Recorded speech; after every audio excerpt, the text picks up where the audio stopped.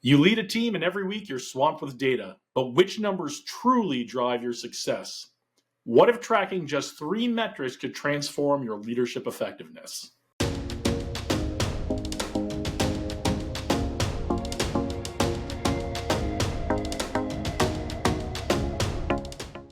As a leader, it's easy to get lost in data overload, focusing on too many metrics.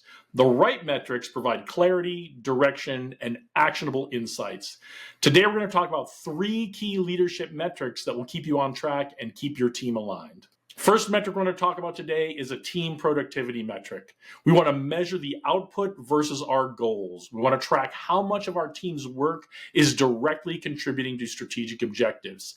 It's important to know what your team is spending their time on and if it's actually helping accomplish the mission. If not, we should stop doing it. Now, there are always things that we have to do, whether it's overhead or administrative tasks that don't directly support the mission. But what we want to do is make life as easy as possible to get those things done so we can spend the majority of our time, the majority of our team's time, spending things that actually move the needle, move the ball forward on our mission. So the tip here is to set a weekly target for each team member on what they should be spending their time on and review it with them. Make sure to adapt and adjust as you learn more about how your team members are adapting and getting their work done in a more efficient way. Concept number 2 is an employee engagement metric. We want to track engagement levels through pulse surveys or team feedback scores. Research shows that companies with highly engaged teams are 21% more profitable if you need any additional incentive there. So like with the productivity metric, we don't want this to be cumbersome. We want to keep these surveys or these feedback sessions short and easy for the team to accomplish so that they can focus on doing the things that accomplish the mission, but give us the insight we need to help guide them and mentor them to doing their jobs. Concept number 3 is a customer satisfaction metric. Keep a close eye on customer feedback and things like Net Promoter Score. There's research out there that shows businesses that excel in NPS grow revenues 2.5 times faster than their competitors.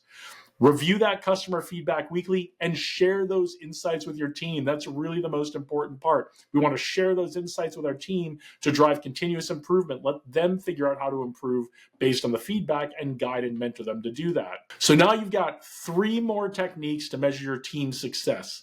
I purposely didn't give you detailed equations on this because I want you to experiment and find out what's best for you. If Net Promoter Score isn't working for you, don't use that. Focus on metrics that directly impact team performance, engagement, and customer satisfaction, and use these metrics to guide weekly team meetings and decision-making. Remember, it's not about tracking everything, it's about tracking what matters most. That's it for this week. If you found this helpful, like it and share it with someone who can use it. Tell us in the comments, what metrics have you found most valuable in your leadership journey? If you want to up your game on leadership more, check out our Be the Boss program. It's an online program, 16 lessons that'll help you become the kind of leader you always wish you had when you were starting out. And if you're looking for that kind of training, but you're in a bigger company, you're an executive, you got a bunch of managers you want to train, our Leadership Academy covers a lot of the same material, but it's a hybrid in-person and online coaching program where we can train your managers in a more personalized way, and we can train a bunch of them at once so they're all on the same page. All right, go out there. Do great things today. Onward and upward.